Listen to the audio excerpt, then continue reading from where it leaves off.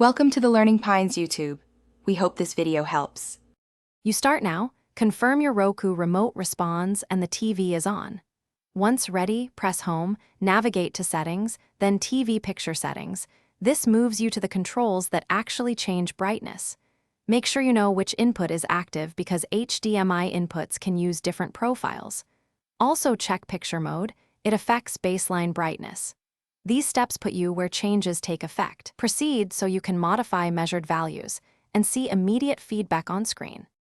Once in Picture Settings, switch Picture Mode to Standard or Custom so automatic enhancements don't override you.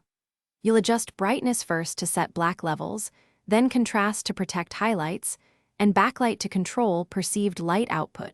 Move each in small steps and wait a second to evaluate. If available, enable a test pattern or play a dark scene to judge shifts accurately. Make sure to change one control at a time so you understand how each setting affects the image and avoid chasing artifacts. Now finalize.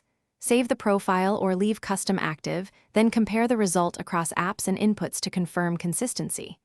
If the picture remains too dim, disable dynamic contrast, adaptive brightness, or any eco mode.